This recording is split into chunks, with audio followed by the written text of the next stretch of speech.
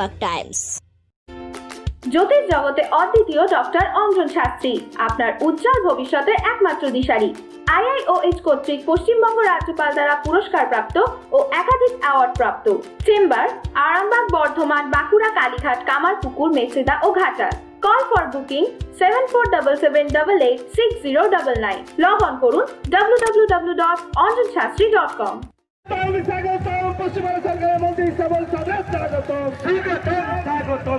বাঁকুড়া জেলার ভূমিপুত্র কল্যাণার্থী স্বাগতম স্বাগতম স্বাগতম এবং বাঁকুড়া জেলার ভূমিপুত্র কল্যাণার্থী স্বাগতম স্বাগতম স্বাগতম। এরপর দয়া করে মঞ্চটা একটু ফাঁকা করুন, দয়া করে মঞ্চটা একটু ফাঁকা করুন।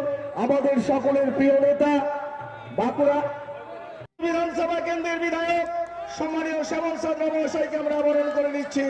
আমরা বরণ করে নেব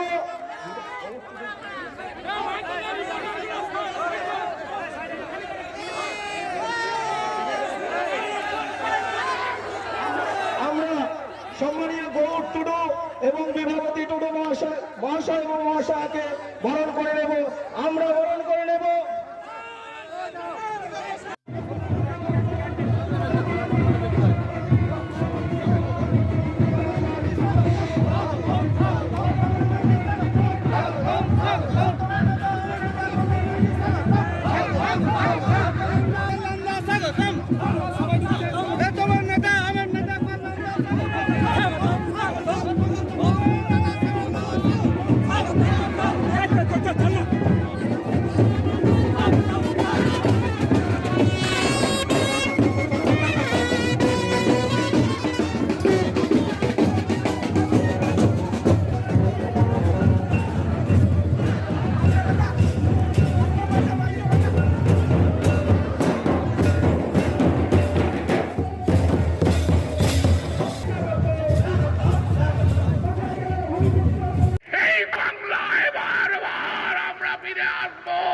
আমার দিদি ফিরে আসবে বাংলার মুখ্যমন্ত্রী হয়ে, সেই কথা বলার জন্যই আজ এসছি।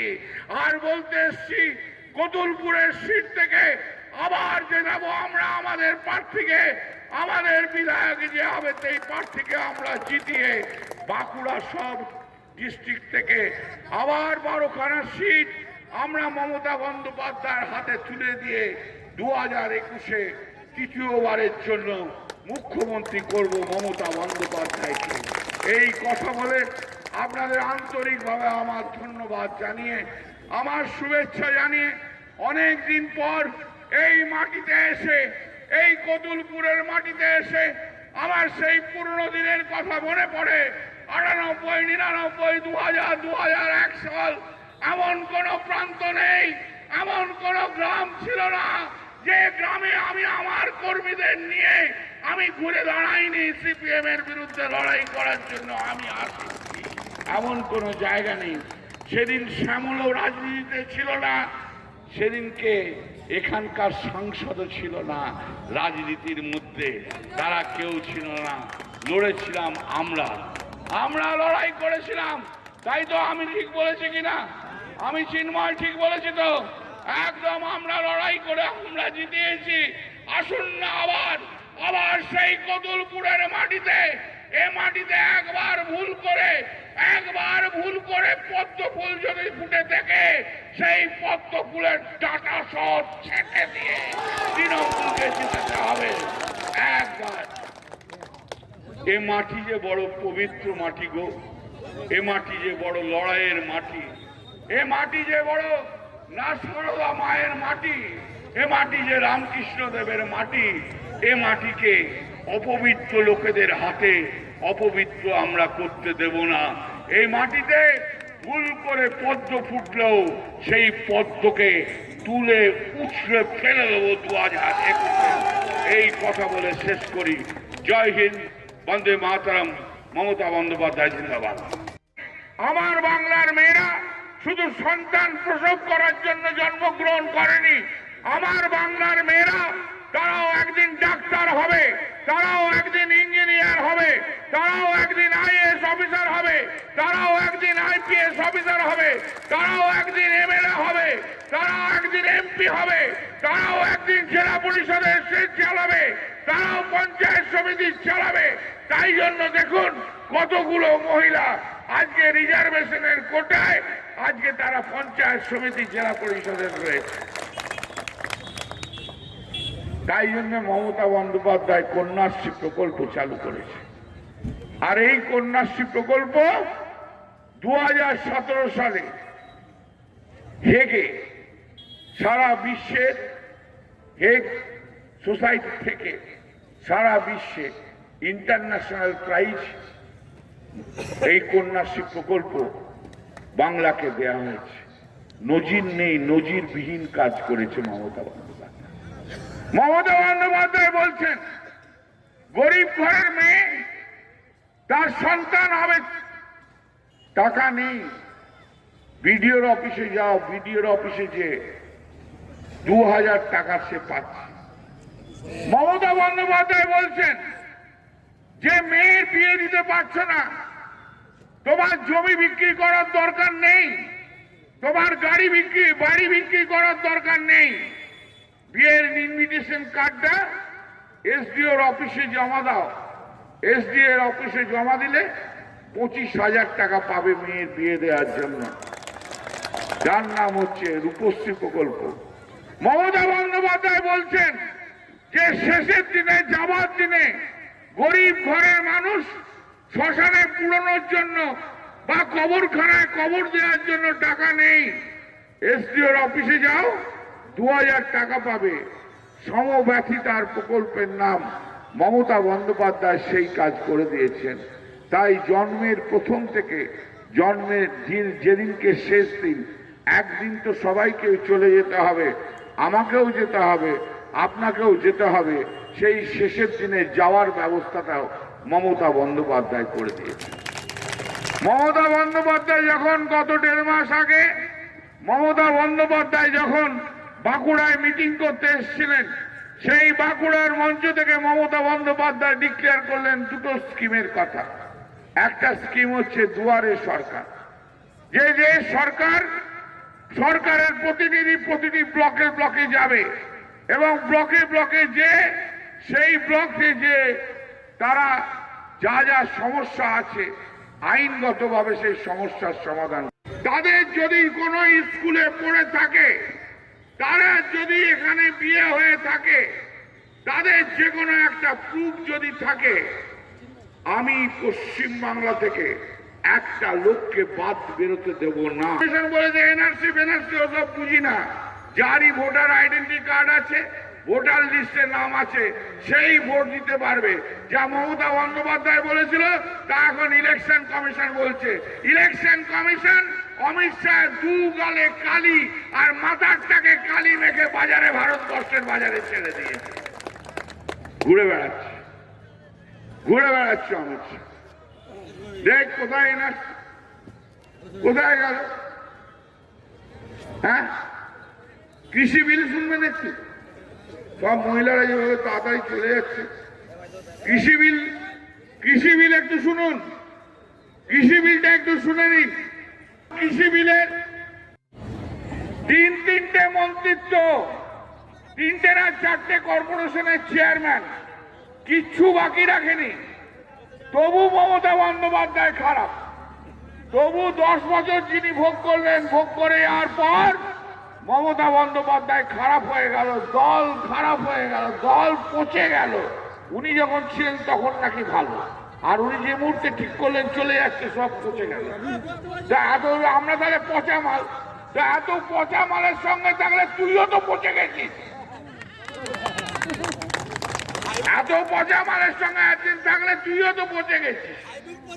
তো ও পর্যন্ত চলে গেল, দিয়ে এখন ওই নাচ বুলবুল নাচ, ইয়া পয়সা মিলেগা, বহুত পয়সা মিল গেয়া তেরা। মমতাদির শুধু একটি ভুল হয়েছিল, জানেন? তাহলে দিদি খারাপ হতো না, দল খারাপ হতো না। মমতাদি যদি শুধু বলতো, ও বাবা আমার সোনার চাঁদ, আমার বাবা লক্ষ্মী, বাবা আমার কাজু বাদাম খাওয়া, আমার সোনার টুকরো নিতাই গৌর, আয় বাবা, মুখ্যমন্ত্রী মুখ্যমন্ত্রীর চেয়ারটা খালি আছে, তোকে আমি খালি করে দিচ্ছি, তুই মুখ্যমন্ত্রীর চেয়ারটাতে বসে যা, তাহলেই হয়ে যাবে। তাহলে দিদি কিন্তু ভালো হতো, তাহলে কিন্তু দিদি ভালো হতো। আদারওয়াইজ দিদি ভালো নয়, দল ভালো নয়, সব খারাপ, সবাই খারাপ না। কাঁথির মেজবাবু, হ্যাঁ, এই এই এই একটু, এই ভাই আপনি একটু, সবাই খারাপ, আপনি ভালো। ব্রিজটা পেরোলে হলদিয়া পোর্ট পর্যন্ত যত তোলা তুলেছ অত তোলা কেউ তুলতে পারেনি কাঁথি মেজবাবু। তোমার মতো ডাকাত, তোমার মতো গুন্ডা সারা পশ্চিম বাংলার রাজনীতিতে একটাও জয় নয়। হলদিয়া পোর্টে তুমি কম কেলেঙ্কারি করেছো কাঁথির মেজবাবু, হ্যাঁ, খুব সত্যি না। শুনুন, আপনাদের আজকে নতুন একটা খবর দিয়ে যায়। এই কতুলপুরের মাঠে হলদিয়াতে এই যে বড় বড় জাহাজগুলো আসে না, সেই জাহাজগুলো একটা জায়গা পর্যন্ত আসে, তারপরে ছোট জাহাজ ট্যাঙ্কারে করে সেই মালগুলো হলদিয়া পোর্টে নিয়ে আসা।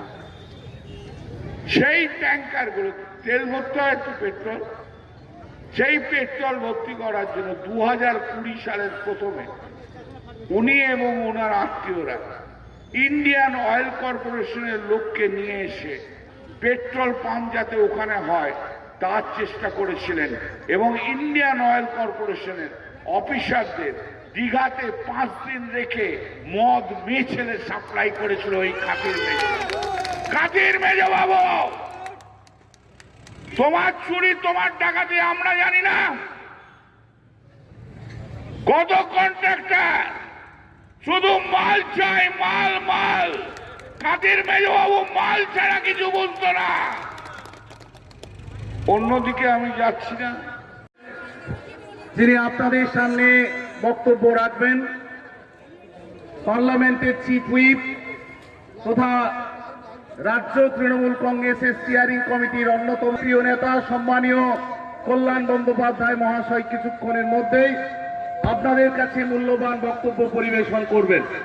উপস্থিত আছেন আমাদের জেলা পরিষদ, অর্থাৎ তৃতীয়বারের জন্য মুখ্যমন্ত্রী রূপে আপনারা মমতা বন্দ্যোপাধ্যায়কে নবান্নে প্রতিষ্ঠার রূপ দেবেন।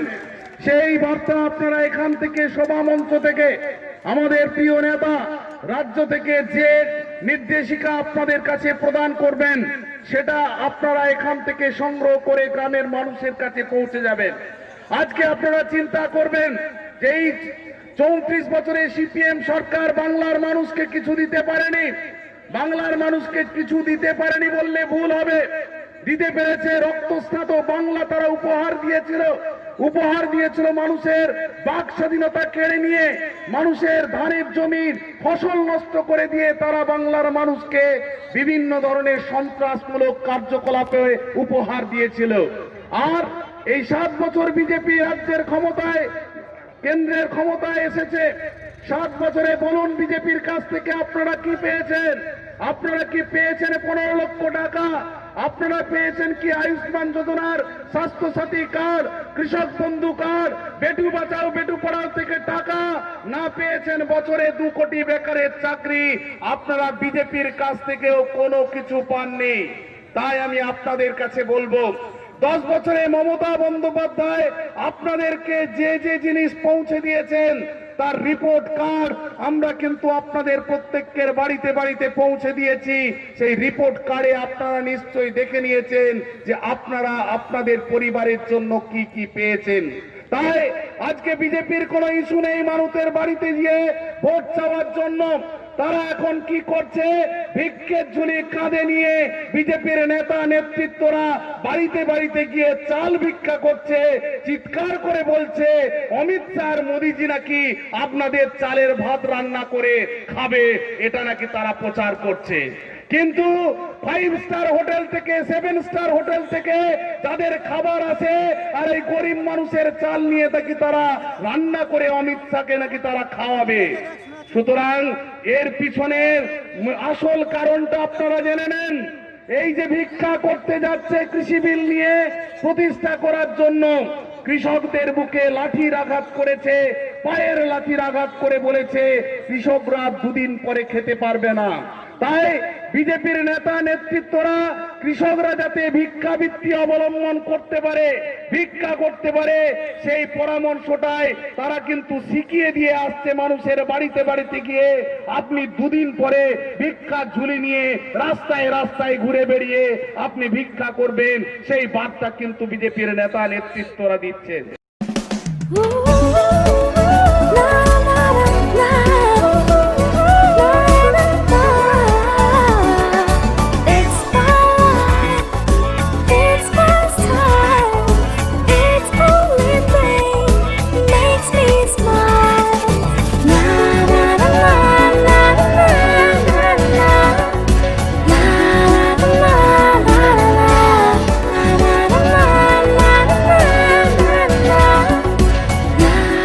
Mart Collection, jeans and t-shirts only for men.